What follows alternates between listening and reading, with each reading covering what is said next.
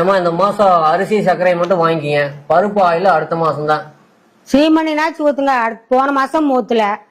ஏமா நீங்க வர்ற அன்னைக்கெல்லாம் சீமனை ஊத்த முடியாது. மாசத்துல ஒரு நாள் சீமனை ஊத்தும் போது நீங்க தான் வந்து வாங்கிக்கோணும்.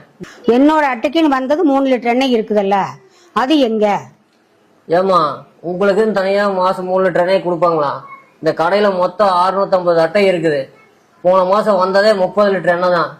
இந்த 30 லிட்டர் 300 பேருக்கு பிரிச்சு ஊத்தினாலும் கேன்ல ஊத்த முடியாதுமா. கேன் மூடியில வேணா ஆளுக்கு 3 சொட்டு பிரிச்சு ஊத்தலாம். வர்றதெல்லாம் கை வேலைக்கு வித்தீங்கன்னா எங்களுக்கு எப்படி பொருள் கிடைக்கும்? ஏமா கை விலைக்கு விற்கிறாங்களா? அரிசி மூட்டையும் பருப்பு மூட்டையும் குடோன்ல இருந்து லாரியில ஏற்றி கணக்குல கொண்டு வர்றதுக்குள்ள மூட்டைக்கு 1 கிலோ ஷார்டேஜ் ஆகுது. இதெல்லாம் யாரு டேலி பண்றது? மளிகை கடையில இருந்தா மூட்டையா இறக்குறாங்க. அவங்களுக்கெல்லாம் பொருள் சிந்தறது இல்ல. இங்கே மட்டும் சிந்துதுன்னா அதை சிந்தாம இருக்கிறதுக்கு நீங்க தானே இறக்கணும். அதுக்காகத்தானே கவர்மெண்ட்ல சம்பளம் வாங்குறீங்க. அம்மா தாயே, பொருள் வாங்குற அன்னைக்கு மட்டும் வந்து இவ்வளவு பேசுறீங்களே, என்னைக்காச்சும் ஒரு மாசம் நம்ம கடையில பொருள் இறக்குற அன்னைக்கு வந்து ஸ்டாக் செக் பண்ணிருக்கீங்களா?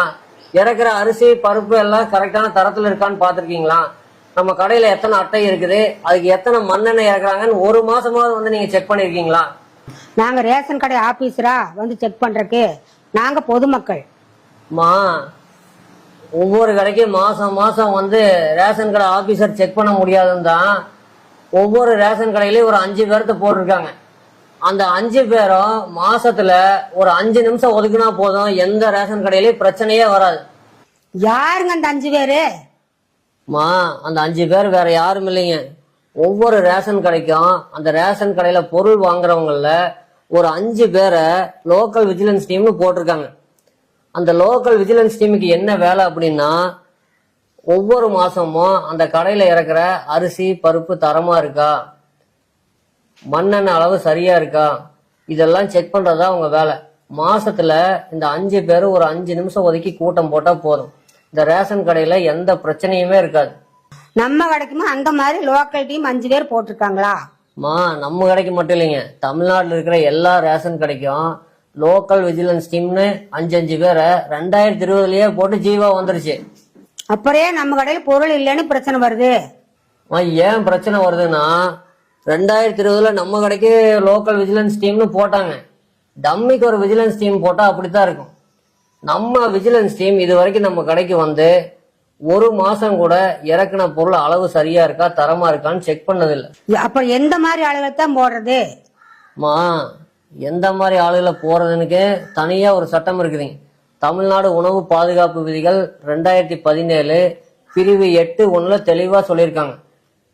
அந்த ரேஷன் கடை இருக்கிற ஏரியாவோட வார்டு கவுன்சிலர், அந்த ஏரியாவில் இருக்கக்கூடிய சமூக ஆர்வலர், அப்புறம் உங்களை மாதிரி கேள்வி கேட்கக்கூடிய பொம்பளைங்க, இந்த மாதிரி 5ல இருந்து 7 பேர்த்த லோக்கல் விஜிலன்ஸ் டீம்ல போடணும். அப்படி போட்டா எந்த கடையிலும் பிரச்சனையே வராது. இதை சரி பண்றதுக்கு வேற என்னதான் வழி? ஒவ்வொரு ரேஷன் கடைக்கு இந்த மாதிரி செயல்படாம இருக்கிற டம்மி லோக்கல் விஜிலன்ஸ் டீமை கலைக்க சொல்லி அந்தந்த மாவட்ட வழங்கல் அலுவலருக்கு ஒரு லெட்டர் போட்டோம்னா போதும். அந்தந்த கடையில இருக்கிற லோக்கல் விஜிலன்ஸ் டீம் கரெக்டா செஞ்சாங்கன்னா எந்த ரேஷன் கடையிலும் பொருள் பற்றாக்குறைனோ பொருள் தரமா இல்லைனோ எந்த ஒரு பிரச்சனையும் வராது. இந்த லோக்கல் விஜிலன்ஸ் டீம்ல போடுற அந்த 5 பேர் தரமான ஆளுகளா இருந்தா ஸ்டாக் இறக்கும் போது மாசம் மாசம் இறக்குற பொருள் அங்க எத்தனை ரேஷன் அட்டை இருக்கு, அதுக்கு இறக்க வேண்டிய பொருளோட அளவு என்னன்னு ஒவ்வொரு மாசம் ஒரு 5 நிமிஷம் ஒதுக்கி செக் பண்ணா போதும். இந்த கடை மட்டும் இல்ல, தமிழ்நாடு முழுசும் இருக்கக்கூடிய எல்லா கடைக்கும் இந்த மாதிரி டம்மியா தான் லோக்கல் விஜிலன்ஸ் டீம் இருக்கு. லோக்கல் விஜிலன்ஸ் டீம் பத்தி உங்களுக்கு முழுசா தெரிஞ்சுக்கணும் அப்படின்னா TNPDS அப்படிங்கிற ரேஷன் கடை டிபார்ட்மெண்டோட வெப்சைட்ல கீழே ஸ்க்ரால் பண்ணி பாத்தீங்கன்னா தமிழ்நாடு உணவு பாதுகாப்பு விதிகள் 2017 இருக்கும். அதை கிளிக் பண்ணி டவுன்லோட் பண்ணிட்டு அதுல பிரிவு 8(1) ஆன் கொடுத்திருப்பாங்க. அதுல பாத்தீங்கன்னா விஜிலன்ஸ் டீம் அப்படின்னா கண்காணிப்பு குழு. கண்காணிப்பு குழுங்கிறது ஒட்டுக்கா ஒவ்வொரு கடையிலையும் வந்து மாவட்ட அளவில் இருக்கிற அதிகாரிகள் வந்து தனித்தனியா செக் பண்ண முடியாதுன்னு தான் அந்த கடையில பொருள் வாங்குறவங்கள ஒரு 5 பேரை லோக்கல் விஜிலன்ஸ் டீமா போட்டிருக்காங்க. உங்க கடைக்கு நீங்க தான் பொறுப்பு. அப்ப நம்ம கடையில இறக்கக்கூடிய பொருளோட அளவு சரியா இருக்கான்னு யார் செக் பண்ணணும்? நம்ம தான் செக் பண்ணணும். அப்ப அந்த செக் பண்ணக்கூடிய ஆளுக விவரமான ஆளுக பேசக்கூடிய ஆளுகளை தான் வந்து இந்த லோக்கல் விஜிலன்ஸ் டீம்ல போட்டு அப்பாயிண்ட் பண்ணணும். இதுக்கு முன்னாடி யார் விஜிலன்ஸ் டீம்ல இருக்காங்கன்னு அந்த கடையில பொருள் வாங்குறவங்களுக்கே தெரியாது. மாசம் ஒரு தடவையாவது கூட்டம் போடணுங்கிறது அதுல இருக்கு.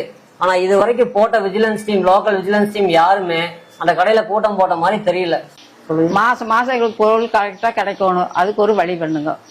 மா, இந்த லோக்கல் விஜிலன்ஸ் டீம் 5 பேர் மட்டும் கரெக்டா போட்டா உங்களுக்கு எந்த ஒரு பிரச்சனையும் இருக்காது. ஒவ்வொரு மாசமும் பொருள் வாங்குற அன்னைக்கு வந்து அது வரல இது வரலன்னு சொல்லக்கூடாது.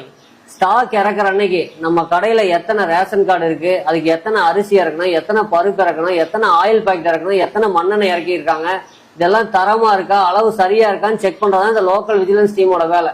நம்ம கடைக்கு லோக்கல் விஜிலன்ஸ் டீம் சரியான 5 பேரை போட்டோம்னா உங்களுக்கு எந்த மாசமும் பிரச்சனை இருக்காது. ஒவ்வொரு மாசம் உங்களுக்கு கிடைக்க வேண்டிய பொருள் தரமா வந்து கிடைக்கும்.